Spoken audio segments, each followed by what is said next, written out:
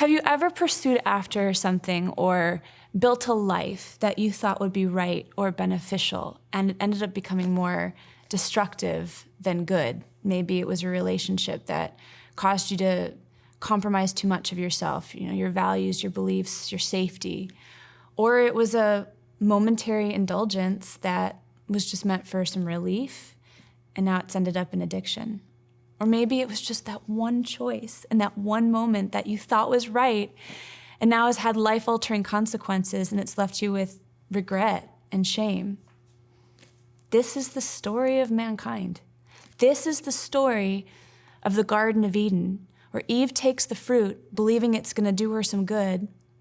She influences Adam to do the same, and God's original plan, this city of Eden, this paradise city where God himself intended to dwell with his people, is forfeited by us, leaving humanity with a different kind of kingdom, a kingdom that rejects God as creator, as provider, as Lord and King.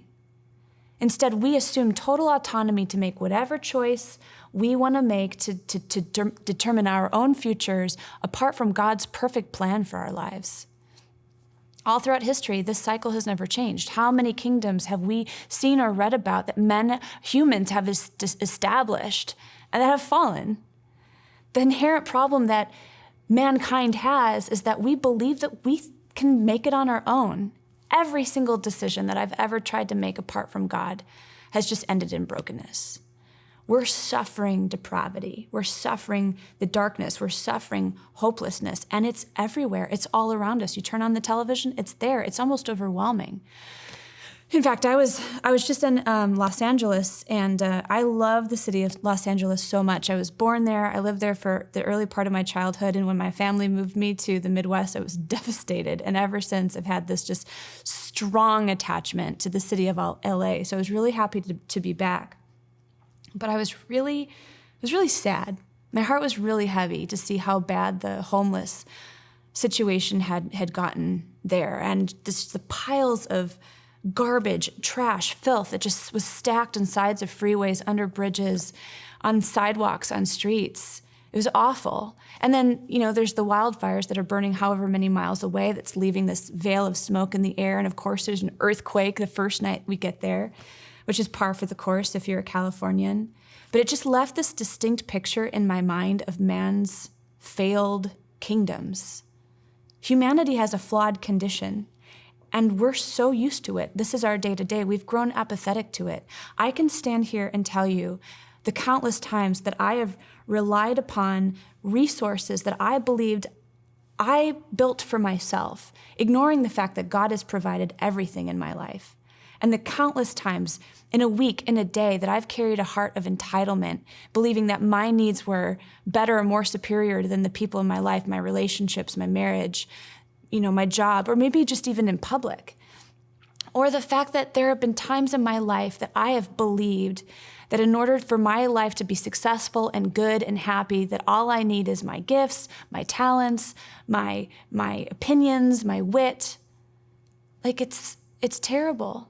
It ignores the fact that God is over me, that has created me. We are self-reliant, self-indulgent, self-important people, and we're feeding on lies, and we're rejecting God. And we're building these kingdoms on foundations of sand only to see them crumble, and then we suffer. But the most amazing thing, despite all of this, is that God is merciful.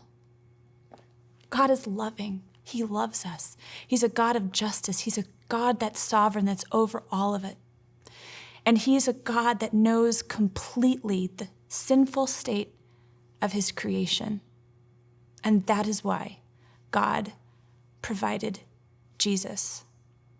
Out of the ashes of this crumbled city of sin and self-reliance that I have created in my life, I have the beautiful provision of grace and hope and promise that is found in Jesus Christ.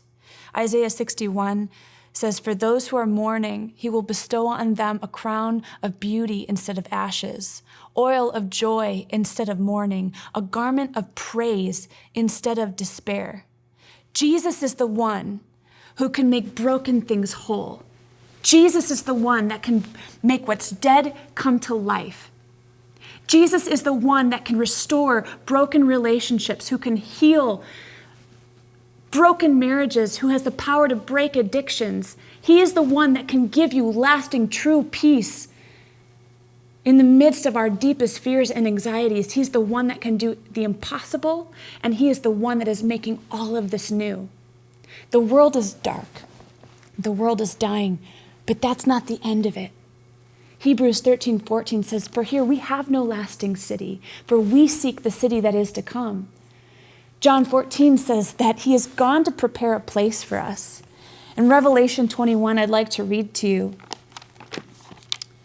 "Then I saw a new heaven and a new earth, for the first heaven and the first earth had passed away, and the sea was no more. And I saw the holy city, a new Jerusalem, coming down out of heaven from God, prepared as a bride adorned for her husband. And I heard a loud voice from the throne saying, 'Behold, the dwelling place of God is with man. He will dwell with them, and they will be his people. And God himself will be with them as their God. He will wipe away every tear from their eyes, and death shall be no more. Neither shall there be mourning, nor crying, nor pain any more, for the former things have passed away.'" This is our hope, and this is what is to come. And I pray, if you are tempted to despair at the broken, bleak, often frightening state of our world, that you would return to this mighty promise of God, the hope of a new Jerusalem.